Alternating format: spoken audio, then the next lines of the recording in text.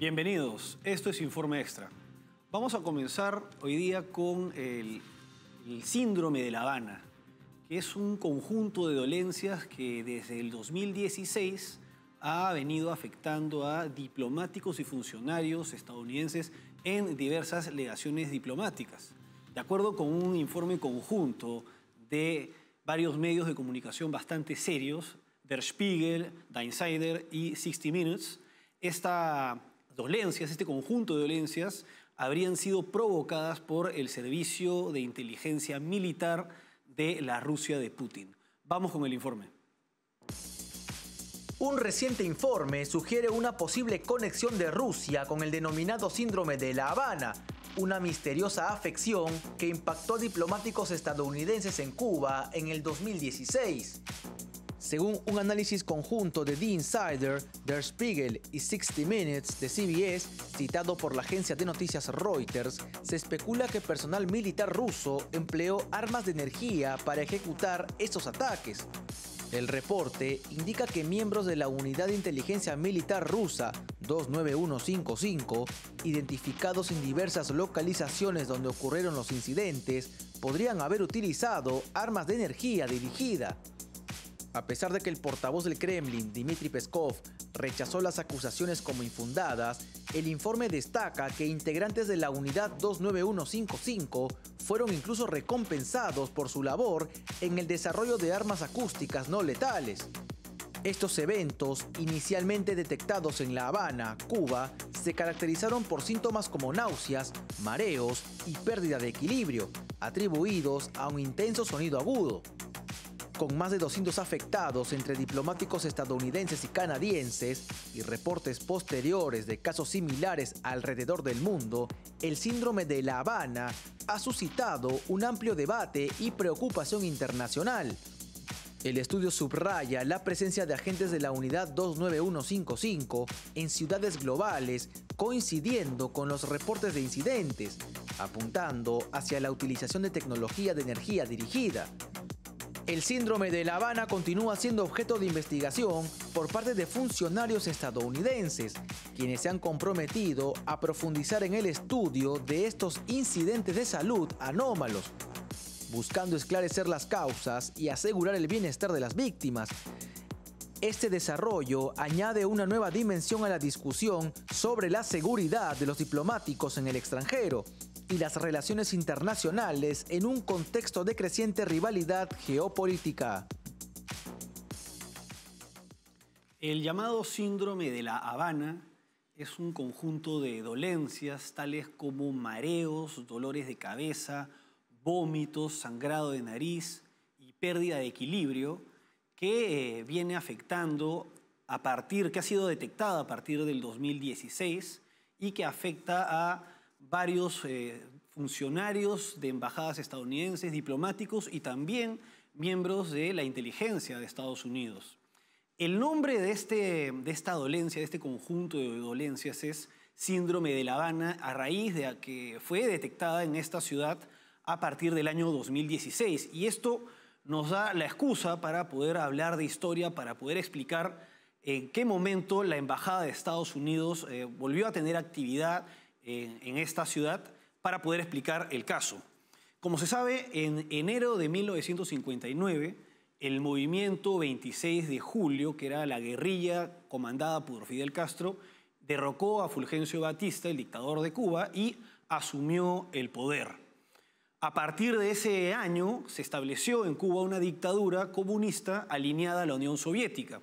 Esto generó confrontación con el gobierno de Estados Unidos, que inicialmente había reconocido este nuevo gobierno, y a raíz de esto pues empezaron las fricciones. Primero, la dictadura nacionalizó propiedades de ciudadanos estadounidenses en Cuba. Estados Unidos reaccionó con sanciones económicas y finalmente rompieron relaciones en enero de 1961. Meses después, en abril, se dio el incidente de la llamada invasión de Bahía de Cochinos, en que un grupo de 1.500 guerrilleros cubanos, apoyados por el gobierno de Kennedy entonces, desembarcaron en Bahía de Cochinos siendo con el objetivo de derrocar a la dictadura de Fidel Castro, pero fracasaron en el intento. Al año siguiente, en 1962, se dio la crisis de los misiles, que fue el episodio en el que el mundo estuvo más cerca de ir a la Tercera Guerra Mundial. Y bueno, esta crisis se dio a raíz de que se encontraron misiles en territorio cubano, misiles soviéticos, nucleares soviéticos en territorio cubano, y acabó con la retirada de estos misiles a cambio de que Estados Unidos, por su parte, retirara misiles de Italia y de Turquía. ¿A qué va todo esto? A que en 1977 se restablecen las actividades diplomáticas en el lugar donde está la actual embajada de Estados Unidos en La Habana, pero no como embajada, no se dieron relaciones diplomáticas formales. Se estableció en este edificio la llamada Sección de Intereses de Estados Unidos en La Habana. Por su parte, Cuba estableció su propia sección de intereses en la Embajada de Suiza en Washington, D.C. Esto fue a raíz de negociaciones entre el gobierno de Jimmy Carter y el gobierno de Fidel Castro en 1977. Es recién en el año 2015, después de haber negociado en diciembre del 2014, que el gobierno del entonces presidente de Estados Unidos, Barack Obama, y aún el gobierno castrista, llegan al acuerdo del restablecimiento de relaciones diplomáticas formales. A partir de agosto del 2015 vuelven a haber actividades, se abre nuevamente formalmente la Embajada de Estados Unidos en La Habana. Y es a partir del año siguiente, del 2016, en que empiezan a darse estos síntomas que afectan pues, a los diplomáticos y funcionarios estadounidenses y que ha dado lugar a que se califique este conjunto de dolencias como síndrome de La Habana, porque se detectó por primera vez en esta alegación diplomática. Aunque hay también informes que señalan que previamente, 2 años antes, también se habrían dado casos similares entre diplomáticos estadounidenses en Alemania. Pero este síndrome no solamente se restringe a Cuba y Alemania, sino que también se ha dado entre diplomáticos en China, en Vietnam y también incluso en Washington, D.C. Y no solamente se ha restringido a funcionarios estadounidenses, sino también a diplomáticos pertenecientes al gobierno de Canadá. Bueno, esta investigación conjunta de estos 3 medios de comunicación señala que la inteligencia militar rusa está detrás de estas dolencias, que particularmente la unidad 29.155 de la inteligencia militar de la Rusia de Putin es la que está generando estas dolencias en los funcionarios estadounidenses. La llamada unidad 29.155 se encarga de actividades de sabotaje, subversión y asesinato fuera del territorio ruso. No hay que confundirla con la llamada FSB, que es el Servicio Federal de Rusia, que es el heredero de la KGB al que perteneció en su momento Vladimir Putin. Esta es una unidad de inteligencia militar que responde al Ministerio de Defensa ruso. Y bueno, tiene el encargo de, digamos, hacer el trabajo sucio de Vladimir Putin en el extranjero. Entre sus hechos más notados, más conocidos, está el intento de asesinato de Sergei Skripal. En el 2018 trataron de envenenarlo. Se trataba de un doble agente que servía tanto a los intereses de Rusia como del M16, que es el servicio de inteligencia británico. Este personaje estaba encarcelado en Rusia, pero se dio un intercambio de prisioneros y a raíz de eso vive, porque sobrevivió al intento de asesinato en el Reino Unido. También estuvo la unidad 29.155 detrás de la crisis política y golpe de Estado, según la BBC, que se dio en el 2016 en Montenegro a raíz del acercamiento que iba a tener este país a la Unión Europea, que se terminó de concretar en el 2017, al año siguiente. Ahora bien, ¿en qué consiste, de qué manera se logra generar el síndrome de La Habana en los funcionarios y diplomáticos estadounidenses? Hay varias especulaciones, principalmente se señala que esto se hace a través de armas sónicas, esto no se ha podido corroborar, pero se especula pues, que son armas acústicas, armas no letales acústicas que afectan pues, a los trabajadores de estas legaciones diplomáticas.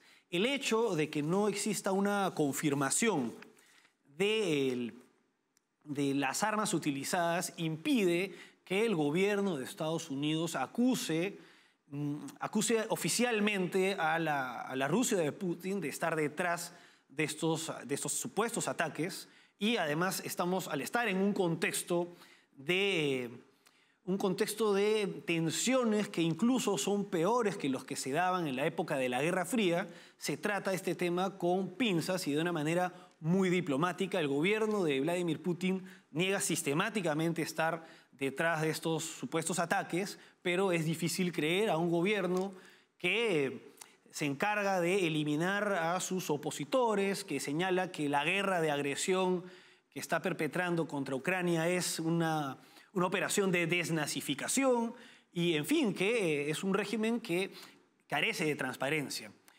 En fin, el punto para terminar es que la utilización de este tipo de armas, que estarían por debajo del umbral del armamento convencional, muestra pues la naturaleza de un conflicto que ya muchos analistas empiezan a llamar como una suerte de una reanudación de la Guerra Fría y que viene escalando cada vez más, preocupando en el sentido de que pueda estallar un conflicto ya abierto. Vamos a una pausa y regresamos con el Ecuador, en que el gobierno de Daniel Noboa ha declarado persona non grata a la embajadora de México a raíz de declaraciones de Andrés Manuel López Obrador cuestionando las elecciones en dicho país.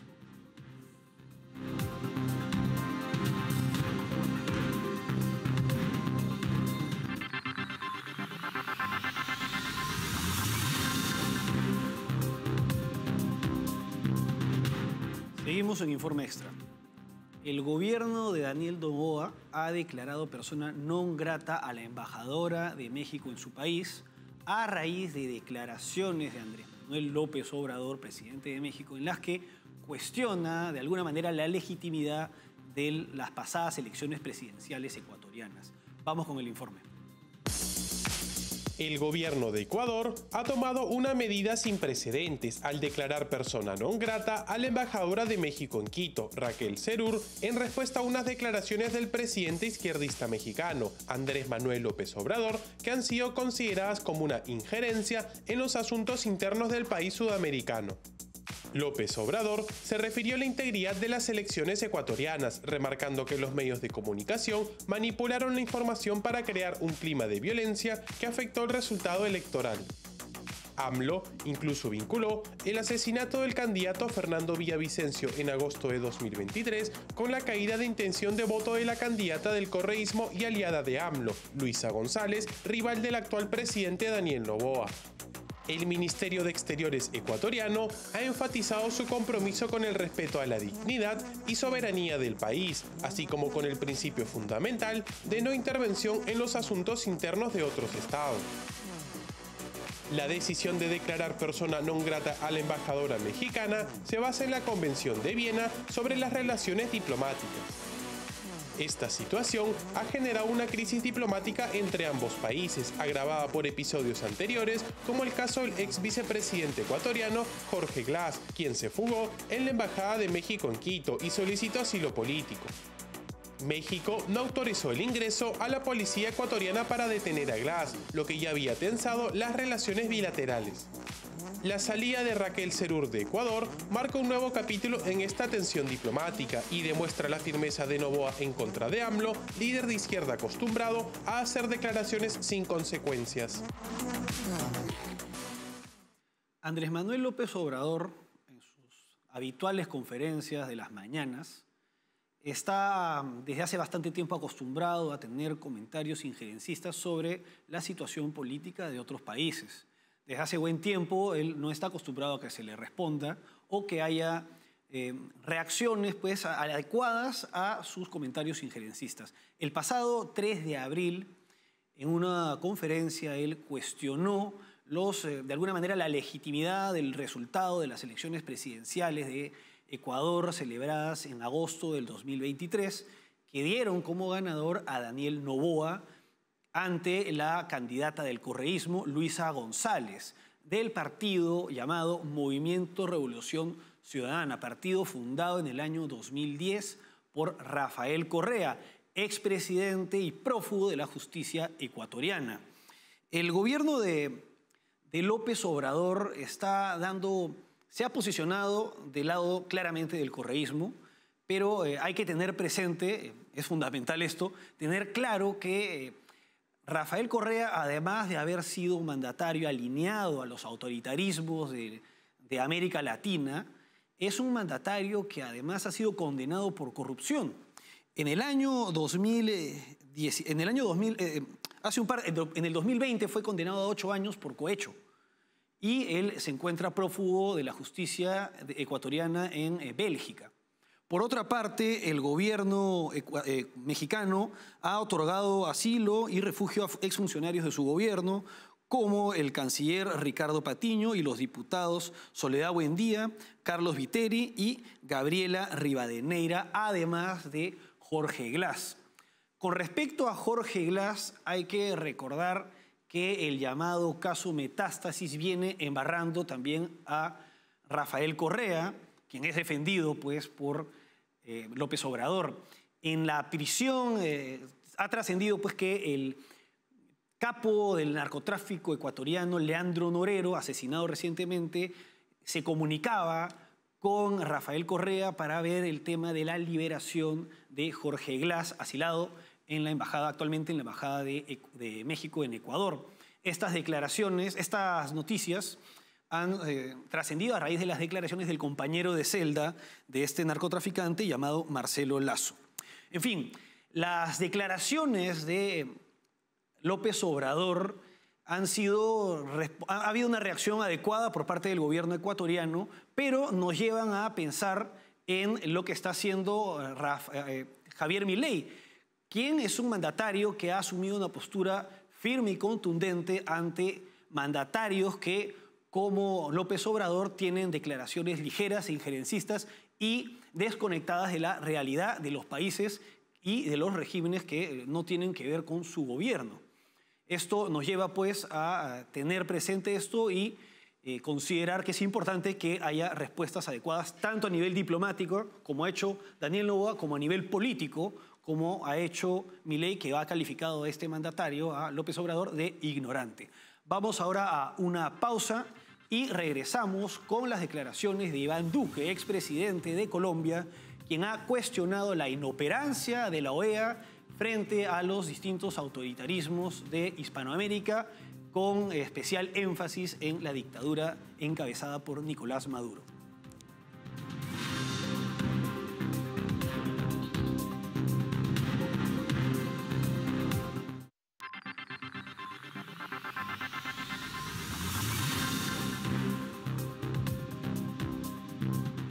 Seguimos en Informe Extra. En una reciente entrevista con el periodista Oscar Aza, el expresidente de Colombia, Iván Duque, ha cuestionado la inoperancia de la Organización de Estados Americanos frente a las dictaduras del socialismo del siglo XXI, en especial frente a la dictadura encabezada por Nicolás Maduro. Vamos con el informe. El expresidente colombiano Iván Duque criticó duramente a la Organización de Estados Americanos por su pasividad frente a las acciones dictatoriales del régimen de Nicolás Maduro en Venezuela. Duque señaló el silencio y la suavidad de la OEA ante la situación en Venezuela, cuestionando la falta de firmeza del organismo para defender la democracia y los derechos humanos en la región. Recordó que la OEA invocó la Carta Democrática en el 2016 y 2019 para Venezuela y Nicaragua, respectivamente, pero hasta la fecha no se han tomado medidas efectivas. Duque expresó su preocupación por la reciente arremetida del régimen de Maduro contra la oposición democrática venezolana, incluyendo la inhabilitación de candidatos presidenciales y la represión de sus equipos de campaña. El exmandatario colombiano enfatizó la necesidad de una OEA que no sea contemporizadora con las dictaduras en la región, sino que actúe de manera firme para promover la democracia y proteger los derechos humanos. Por ello, abogó por una acción contundente de la comunidad internacional para rechazar el próximo proceso electoral en Venezuela y restablecer todas las sanciones contra el régimen de Maduro. Además, advirtió sobre las consecuencias devastadoras de la inacción internacional, incluyendo una nueva ola de migración masiva de venezolanos que han perdido toda esperanza en su país. Duque hizo un llamado a la comunidad internacional para que actúe de manera decisiva y evite un mayor deterioro de la situación en Venezuela. Iván Duque, presidente de Colombia entre el 2018 y el 2022, tiene una posición bastante firme frente al socialismo del siglo XXI. Él pertenece al uribismo, su partido es el Partido Centro Democrático, fundado por Álvaro Uribe en el 2013. Y bueno, en esta reciente entrevista que le dio al periodista Oscar Asa, ha cuestionado la inoperancia, la inefectividad de la OEA frente a las dictaduras del socialismo del siglo XXI. Ha señalado también, ha criticado al secretario general de la OEA al señalar que actualmente no hay una reacción contundente por su parte, siendo que él antes tenía la voz cantante y sonante para defender la democracia y rechazar a las dictaduras. También nos recuerda que si bien se aplicó la Carta Democrática Interamericana en el 2016 para Venezuela y en el 2019 para Nicaragua, esta no se ha hecho efectiva. Entre otras cuestiones, señaló, y cito lo siguiente: en Nicaragua hay una dictadura. En Venezuela hay una dictadura, en Cuba hay una dictadura.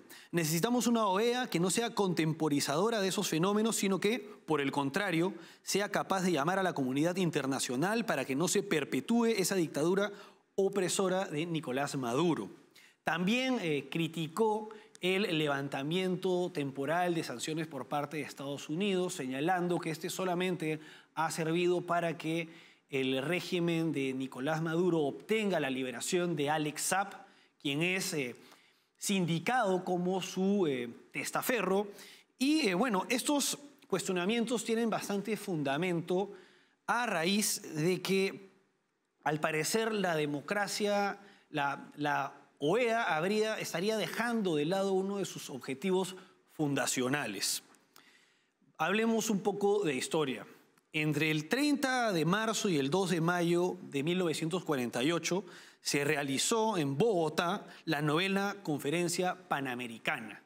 A raíz de esta reunión diplomática se suscribieron dos documentos bastante importantes: la Carta de la OEA, que es el documento fundacional de este organismo, y la Declaración Americana de Derechos y Deberes del Hombre, que se adelantó en su creación en varios meses a la Declaración Universal de los Derechos Humanos. Bueno, desde su fundación, desde el preámbulo y sus artículos iniciales, la Carta de la OEA habla de democracia representativa. Señala este documento que, en su preámbulo, la democracia representativa es la condición indispensable para la estabilidad, la paz y el desarrollo de la región. Y el artículo 2, entre otras cosas, señala que son propósitos esenciales de la OEA promover y consolidar la democracia representativa. Ahora bien, ¿qué es la democracia representativa? No se trata de cualquier concepto de democracia, sino de uno en específico. Y es la democracia que es la forma de organización política basada en las elecciones libres, la alternancia en el poder, el multipartidismo, el derecho de las libertades, el respeto de las libertades civiles y políticas, la libertad de expresión, entre otros elementos que son propios de este concepto específico de democracia. La democracia, la idea promovida, este concepto de democracia ha sido promovido por la OEA en un contexto de la Guerra Fría. La OEA surge en 1948 en un contexto que se daba la Guerra Fría y teniendo presente que la ONU se había creado en el 45 y que había dos bloques, las democracias occidentales y las dictaduras comunistas, no se podían poner de acuerdo acerca de conceptos clave como democracia, como las libertades que debe tener el individuo en sus sociedades, y tuvo la Declaración Universal de los Derechos Humanos un concepto ambiguo que era una sociedad democrática. En cambio, en la región, que estaba bajo la esfera de influencia de Estados Unidos, que es una democracia representativa o liberal, se promovió la idea de democracia representativa. Y a partir de la Carta de la OEA, de la Declaración de Derechos y Deberes del Hombre, Americana de Derechos y Deberes, se continuó hasta la Carta Democrática Interamericana, que señala los principios, los elementos esenciales y los componentes fundamentales de este concepto específico de democracia. Señala que son elementos esenciales, por ejemplo, entre otros, el respeto de los derechos humanos y las libertades fundamentales, el acceso al poder y su ejercicio con sujeción al Estado de Derecho, las elecciones periódicas, en fin, un conjunto de elementos que son incompatibles con los regímenes del socialismo del siglo XXI. Y a pesar de tener estos propósitos esenciales y fundamentales, la OEA no está dando muestras de ser consecuente con estos propósitos y tomar medidas en relación con esto para cuestionar por lo menos a estas dictaduras de manera efectiva. Esto no se está dando y llama la atención, y la crítica que está haciendo el expresidente colombiano es bastante oportuna, más aún cuando este 30 de abril se van a cumplir 76 años desde la fundación de la Organización de Estados Americanos. Hasta aquí, Informe Extra. Gracias por acompañarnos.